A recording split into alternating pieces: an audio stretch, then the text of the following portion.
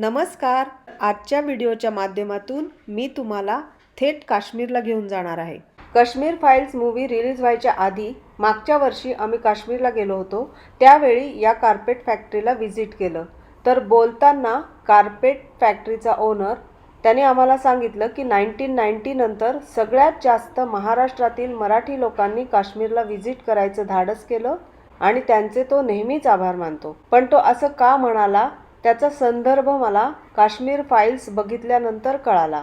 दुसरी महत्त्वाची गोष्ट म्हणजे सगळ्या जगात प्रसिद्ध असलेल्या या काश्मीरी कार्पेट्स किती मेहनतीने बनवल्या जातात याची माहिती या ओनरने आम्हाला अगदी दिलखुलास मनाने दिली आणि एक 27 लाखाचं कार्पेटही दाखवलं.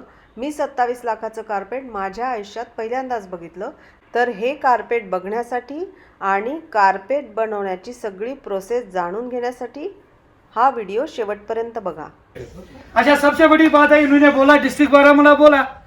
ये बारामूला वो वाला नहीं है जो मीडिया पे होता है, ये अच्छा वाला बारामूला है. ठीक है, तो खुशी से रहिए, मंगल से रहिए, हमारी इच्छा हमेशा यही है. लेकिन जो ये बारामूला है, अगर हम देखेंगे, आपने कश्मीर की बात करते हैं, अब तो यूनियन टेरिटरी हो गया, जम्मू कश्मीर, लेह लद्दाख को अलग निकाला, वो अलग हो गया. लेकिन कश्मीर की बात करते हैं, इसमें 8 डिस्ट्रिक्ट है. 8 में ये सबसे बड़ा डिस्ट्रिक्ट है. जैसे आपने श्रीनगर डिस्ट्रिक्ट है, डल लेक है, वहां आपने निगिल लेक और डल लेक देखा. यहाँ आपको कश्मीर, यहाँ डिस्ट्रिक्ट बारामूला में आपको ऐसे 5 लेक्स मिलेंगे. और जो सबसे बड़ा लेक है वो वुलूर है. और वुलूर इतना बड़ा है, मैं आपको बता दूं कि वहां जो जा नहीं सकते, ना हम जा सकते ना आप, क्योंकि वहां का जो पानी है वो पूरे 3 देशों में चला जाता है. एक यहाँ हिंदुस्तान में आ जाता है, एक पाकिस्तान में चला जाता है और एक चाइना को चला जाता है. अब आपने फिगर 4 फिगर 5 वो सुना होगा टीवी के अंदर. तो वो एक पेंगाल लेक है जो एक ब्रांच है उस वुलूर लेक का, जो चाइना को जाता है. अच्छा, या लद्दाख में जो है. इसी तरीके से आप थोड़ा सा राइट को जाएंगे तो आपको ताशकंद एग्रीमेंट आपने सुना होगा, तो राइट में ताशकंद का बॉर्डर आता है और सीधे जाएंगे तो पाकिस्तान का बॉर्डर आता है. इस रोड को देखेंगे तो ये चाइना सी पैक जो उन्होंने बनाया है, तो वो चाहते हैं कि इसको उसके साथ कनेक्ट करें ताकि वो यहाँ से फिर अपना जो कारोबार बना ले. लेकिन ऐसा नहीं होगा. चलो आगे चले जाते हैं. फिर उससे भी बढ़कर बात मैं आपको बताना चाहता हूँ, ये जो डिस्ट्रिक्ट है, इस डिस्ट्रिक्ट में सबसे ज्यादा बर्फ गिरती है, सबसे ज्यादा बर्फ. और यहाँ जो अभी आप बाहर मौसम देख रहे हैं, यकीन कीजिए इस बात पे, ये हमारे लिए गर्मियों का मौसम है. अब सर्दी कैसे होगा तो आप खुद समझ सकते हैं. यहाँ जो है -15 चला जाता है. अब 15 महीने जाएगा तो हम क्या करते हैं? न यहाँ वोडका है, न विस्की है, न रम है, तो कैसे सरवाइव करते हैं? हम अखरोट, बादाम, केसर, दालचीनी, इलायची उसको पानी में डालते हैं, उबालते हैं, इतना उबालते हैं ताकि उसका कलर गोल्डन हो जाए. फिर उसको छानते हैं, जिसको हम फिल्टर कहते हैं. फिर उसके अंदर अब ये पीना है, लेकिन ये काफी कड़वा होता है, पी नहीं सकते, तो हम क्या करते हैं? इसके अंदर मध डालते हैं, हनी, शहद. फिर ये मीठा हो जाता है, इसको पीते हैं. इससे क्या होता है? ब्लड सर्कुलेशन, जो हमारे जिस्म के अंदर खून है वो पतला होता है, ब्लड सर्कुलेशन बढ़ जाती है, जिस्म के अंदर गर्माहट पैदा होती है, जुकाम, नजला, खांसी वो सब दूर होता है. यही वजह है कश्मीर में कोविड नहीं है. ठीक है, आगे चले जाते हैं. अब आप उस चीज को कहवा कहते हैं. अब आपने कहवा पिया है, डल लेक में पिया है, जबरदस्ती पिलाया है, या वो आपको जबरदस्ती शॉपिंग करवाते हैं. अब वो जो कहवा पिलाते हैं वो असल में कहवा नहीं है. वो कहवा जितना भी है वो सारा कहवा होता है ग्रीन टी. अब देखिए, क्योंकि हमारी एक रिलेशन है आप लोगों के साथ. मैं आप बता दूं, ये एक ही फैमिली थी. चाहे आप राजा रानी ले, फिर केसरी ले, फिर विना वर्ल्ड ले, तो एक ही जगह थी. ये 1990s में जो यहाँ हालात खराब हुए, आप लोगों का जबरदस्त उसमें हमारा साथ रहा. आप लोगों ने हमारा साथ नहीं छोड़ा, क्योंकि आप लोगों को पता नहीं, लेकिन उस समय जो आए वो दिलेर लोग थे. वहां यहाँ कोई इंडस्ट्री है ही नहीं, कुछ भी नहीं है. यहाँ 2 ही इंडस्ट्री है, एक एग्रीकल्चर का है, एक टूरिज्म इंडस्ट्री है. टूरिज्म के साथ 70% लोग यहाँ वाबस्ता है, 30 खाली एग्रीकल्चर के साथ है. तो यहाँ पूरा जो है खराबी हुई थी. फिर आप ही लोग महाराष्ट्र के लोग थे जो यहाँ आए, वापस यहाँ डेवलप किया, टूरिज्म को हिम्मत दिखाई. इसलिए हम आपका हमेशा आभारी रहेंगे उस बात के लिए. हम शुक्र कर लेते हैं. अब रही बात, एक दिल का रिश्ता जुड़ा हुआ है आप लोगों के साथ. जब हमारे यहाँ दूल्हा आता है, जब हमारे यहाँ बच्चा पैदा होता है, तो हम क्या करते हैं? तो पहली चीज कहवा देते. उस चीज को कहवा कहते. इन चीजों से बनता है। लेकिन वो जो कहवा पिलाते हैं वो ग्रीन टी है। अब आप चाहते हो कि ऐसा कहवा मिले आपको भी, तो आप लोगों के लिए कहवा है, बच्चे हो, बुजुर्ग हो, हर कोई ये कहवा पी लीजिए।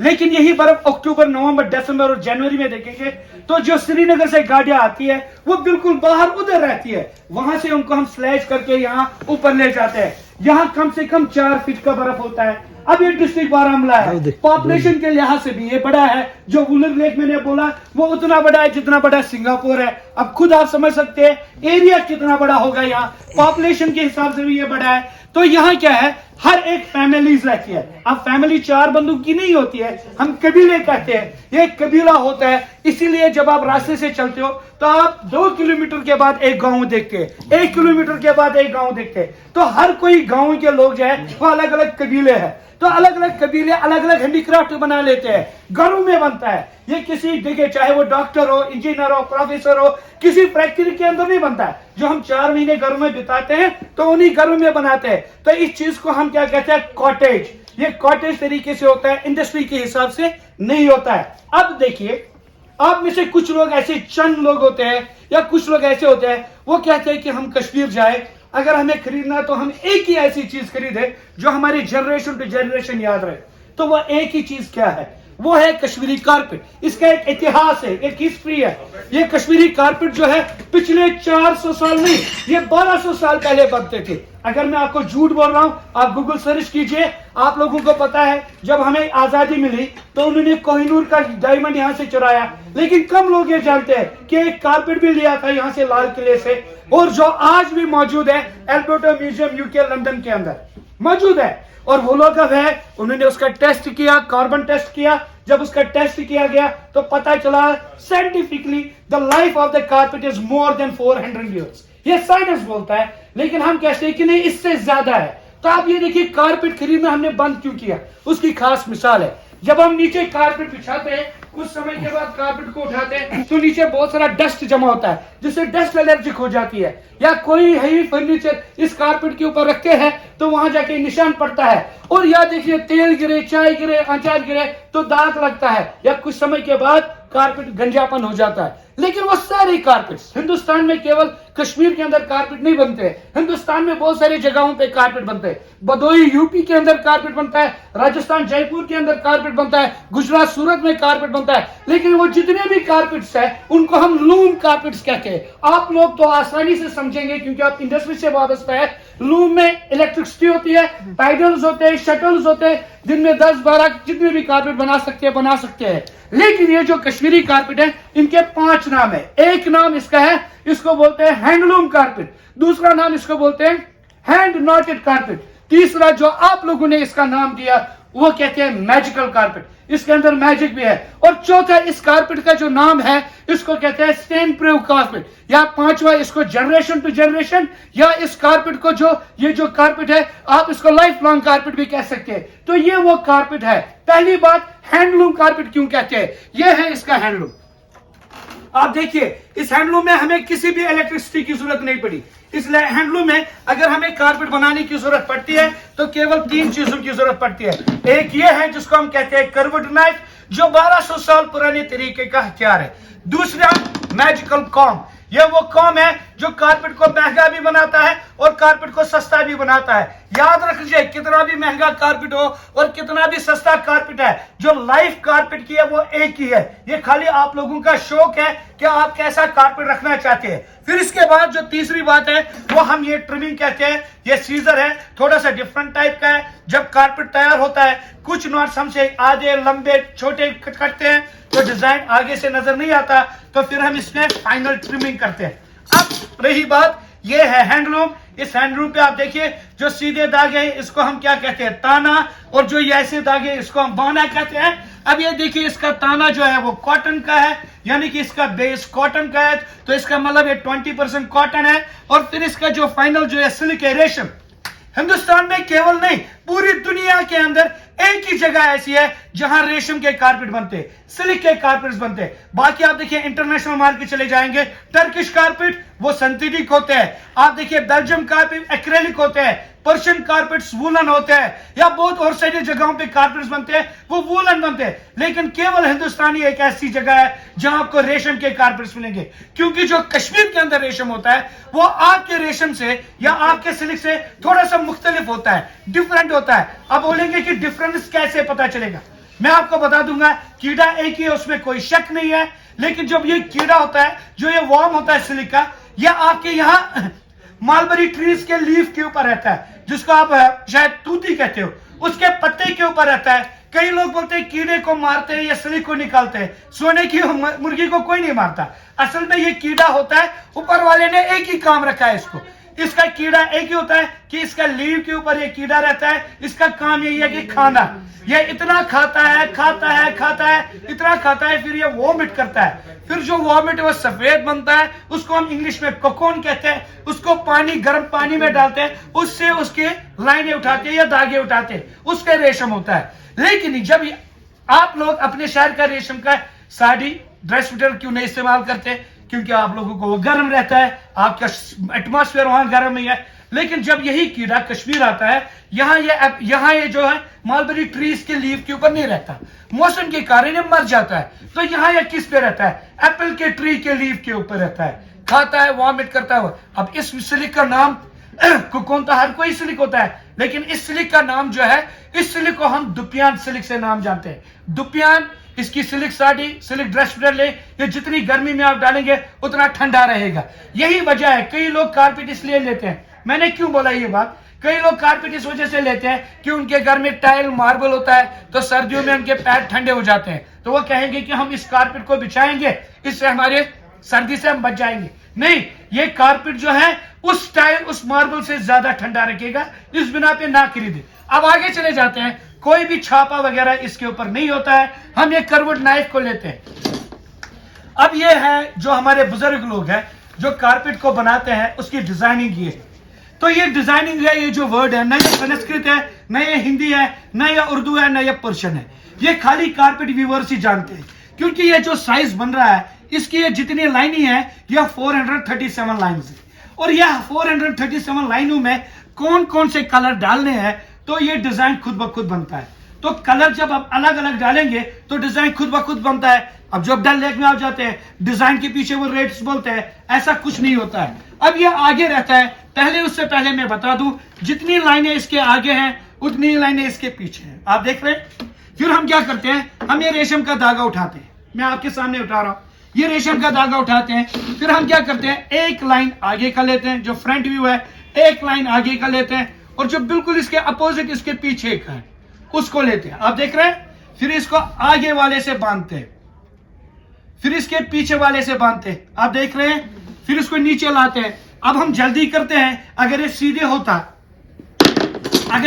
होता तो हमारी उंगलियां कट जाती। ये अब यहाँ शार्प बिल्कुल नहीं है, यहां से ये शार्प है, तो हम इसको जब नीचे लाते हैं तो फिर इसको हम ऐसे काटते हैं, तो ये एक नॉट कहलाता है। ऐसे नॉट से बनता है। मैं दोबारा आपको रिपीट करता हूं, मैं फिंगर पे बोलता हूं, पहले आगे वाले को बांधते हैं, फिर पीछे वाले को बांधते हैं, ट्विस्ट करके नीचे लाते हैं, और जब हम इसको काटते हैं तो एंगल से काटते हैं, और इसको एक नॉट कहते हैं। तो ऐसे छोटे छोटे नॉटों से बनता है। जो मशीन मेड कारपेट होता है उसमें एक लाइन पूरी होगी, एक कलर की, आप जब खींचते हो तो पूरी लाइन बाहर आ जाती है। यहां ऐसा नहीं होगा, यहां नॉट होता है। तो हम स्टार्ट करते हैं राइट से, एंड होता है लेफ्ट। अब मुझे कारपेट बनाना है। कई लोग कारपेट को जल्दी बनाना चाहते हैं, कई लोग कारपेट को खूबसूरत बनाना चाहते हैं। तो वो कैसे पता चलेगा? वो इस तरीके से पता चलेगा कि अगर आप कोई आर्टिस्ट देखेंगे कारपेट बनाते हुए, अगर उसने, जब ये एक लाइन हम कंप्लीट करते हैं तो इसको कहते हैं एक कंप्लीट ड्रिल। जब ये एक ड्रिल कंप्लीट होती है, तो अगर वो कारपेट जल्दी बनाना चाहता है तो हम इसके ऊपर ऐसे मारते हैं एक बार। जब एक बार मारते हैं तो ये धागे आपस में पूरी तरीके से जुड़ते नहीं, जो नॉट्स हैं वो आपस में पूरी तरीके से जुड़ते नहीं, नॉट्स में गैप रहती है। अगर मैंने 4 बार मारा तो फिर ये थोड़ा नजदीक आते हैं और नॉट्स आते हैं, फिर और मारा, बहुत बार मारा तो बहुत ज्यादा नॉट्स आते हैं। तो ये है नॉट्स पे। क्यों है नॉट्स पे? जितने जोर से मैं मारूंगा उतने ज्यादा नॉट्स आएंगे और वो पीछे एकदम क्लियर एक जैसा रहेगा। अगर मैंने हल्का मारा तो नॉट्स में गैप आएगा, तो डिजाइन पीछे से नजर नहीं आएगा। तो याद रख लीजिए, कारपेट का जितना भी कीमत है उसके नॉट्स के ऊपर है कि इसमें कितनी लेबर लगी है। और ये बात भी याद रख लीजिए, एक कारपेट 3 महीने में भी तैयार होता है और सेम कारपेट 1.5 साल में भी तैयार होगा। साइज ये खाली नॉट्स की बात। अब हम ये नॉट्स कैसे आपको पता चलेगा, आप ये स्क्वायर इंच ये एक डब्बा देख रहे हैं, यहां ध्यान दे दीजिए। अगर ये बात आपको समझ आई, दुनिया में आपको कोई भी चीट नहीं करेगा कारपेट खरीदने में। जो ये आप डब्बा देख रहे हैं 1 स्क्वायर इंच, जो सबसे कम नॉट्स होता है उसको 1 स्क्वायर इंच के अंदर, मैं 120 की बात नहीं कर रहा हूं, 100 या 200 की बात, इसमें 1 स्क्वायर इंच के अंदर 400 नॉट्स होते हैं। यानी कि 400 टाइम्स मुझे काटना है तब कारपेट का 1 स्क्वायर इंच तैयार होगा। फिर इसके बाद एक और क्वालिटी बनती है 800 नॉट्स पर स्क्वायर इंच। फिर इसके बाद एक और क्वालिटी 1200 नॉट्स पर स्क्वायर इंच। और फिर जिंदगी में जो 2 या 1 बार बना सकता है 1600 नॉट्स पर स्क्वायर इंच। कितना? 1600 नॉट्स पर स्क्वायर इंच। और उस कारपेट में 1.5 साल, 3 साल, 4 साल जैसा साइज होगा वैसा टाइम लगता है। यह है कारपेट बनाने का तरीका। ये था हैंडलूम, वो था हैंड नॉट। यानी कि हैंडलूम भी आपको समझ आया, हैंड नॉट भी समझ आया। अब तीसरा नाम मैजिकल कारपेट। अब इसके अंदर मैजिक क्या है, जैसा और सारी को तो ना हम स्टार्ट करेंगे फ्रॉम द पीक, फिर नीचे आएंगे। ठीक है, मैं दुनिया का सबसे खूबसूरत और महंगा कारपेट आपके सामने खोल रहा हूं। इस कारपेट को आप गौर से देख लीजिए। पहली बात कि मैंने बोला कि इसको मैजिकल कारपेट बोलते हैं, उसमें कोई शक नहीं। आप बाय फ्लाइट आए हैं, अब जब आप कारपेट खरीदेंगे आपको कारपेट पे ही जाना है, जो फिल्मों में दिखाते हैं। तो यही इसका जादू है, लेकिन ये असल जादू नहीं है। अब यहां देख लीजिए, यह आपके सामने कारपेट है। इस कारपेट को आप गौर से देख लीजिए। शायद इससे खूबसूरत या इससे अच्छा कलर आपके घर में भी हो, लेकिन जब हम इंडिविजुअल एक क्लाइंट आता है तो हम उनसे एक रिक्वेस्ट करते हैं कि कृपया करके आप इसके इर्द गिर्द घूमिए। ठीक है, जब वो क्लाइंट इसके इर्द गिर्द घूमता है तो ये हर एंगल से अपना कलर चेंज करता है, हर एंगल से अपना कलर चेंज करता है। जब तक कारपेट कलर चेंज नहीं करेगा वो कारपेट नहीं कहलाएगा। लेकिन मैं आपको तकलीफ नहीं दूंगा, आप हमारे मेहमान हैं, अजीज है, मोहतरम है। आपको खाली इस कारपेट के ऊपर अपनी निगाहें रख लीजिए और मैं इस कारपेट को घुमा रहा हूं। आप आराम से देख लीजिए इस कारपेट को क्या होगा।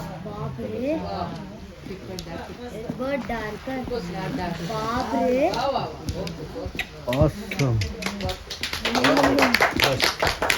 अब हम ही घूम जाएंगे।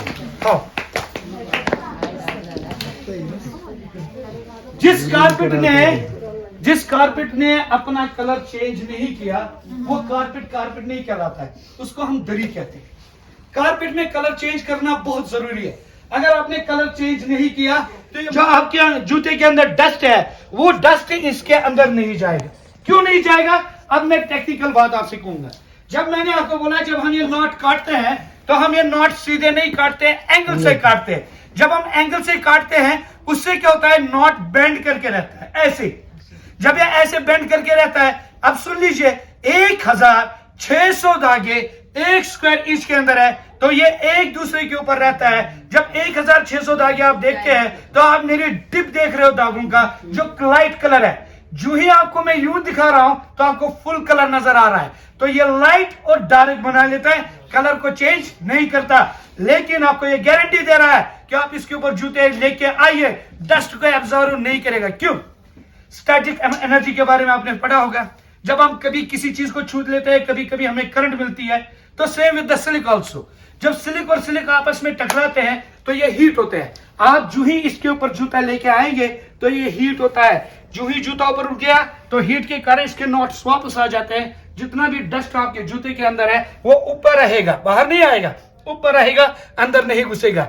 यही वजह है आप इसके ऊपर कोई टेबल रखते हो तो वहां जाके ये दबेगा, निशान उस टाइम लग रहेगा, लेकिन जो ही टेबल को हटाएंगे वो निशान वापस आ जाएगा, निशान इसके अंदर नहीं रहता। तो ये 2 चीजें। अब तीसरी बात जो मैं चाहता था कि आप लोग मुझे सवाल करें, एल्बर्टा म्यूजियम के अंदर जो कारपेट है जो आज से 1200 साल पहले बना था तो वो कैसे उधर कैसे वो कलरफुल कारपेट था, यानी कि ये कलर्स कैसे उन्होंने किए, क्योंकि आज तो डाई करते हैं लेकिन 1200 साल पहले वो क्या इस्तेमाल करते हैं। मैं आपको बता दूं हल्की सी एक छोटी सी बात इंफॉर्मेशन के लिए। ये जो कश्मीर है ये हमेशा होस्ट रहा, हमेशा। मेरे परदादा भी होस्ट ही थे, क्योंकि यहाँ टूरिज्म पहले से आता है। जब मुगल रूल था तब भी यहाँ टूरिज्म था।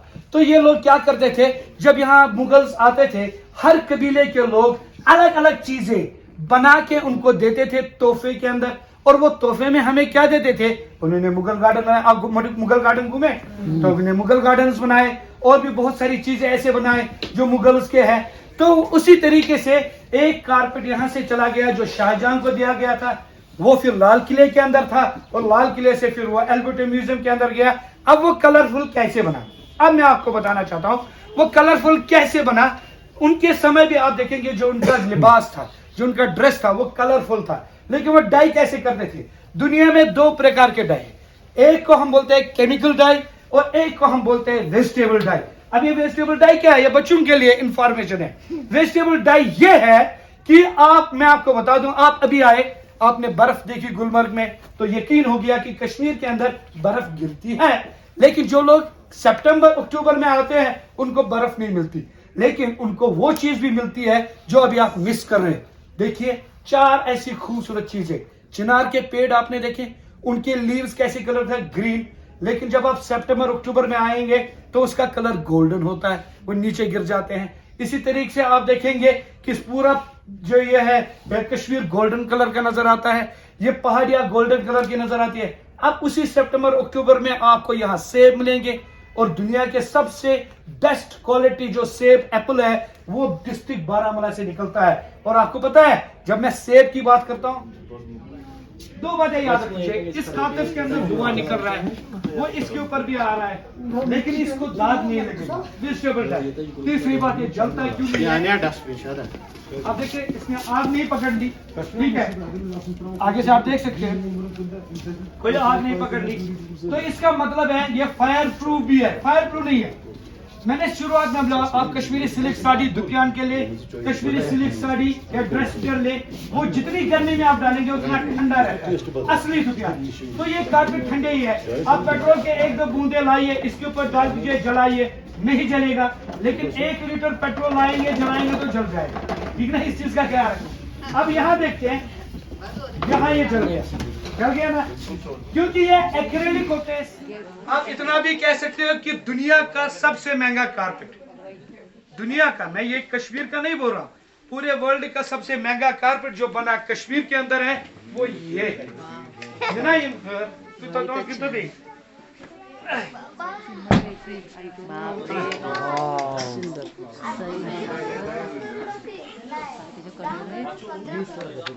इसमें सब कुछ है, इसमें लूम बना हुआ है, कैसे बनाते भी है, सब कुछ है।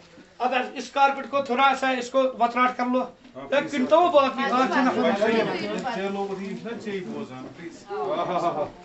फिर भी लाइट का इफेक्ट नहीं किया। उठना चाहिए मुझे, दोबारा दिखा रहा हूं, दोबारा।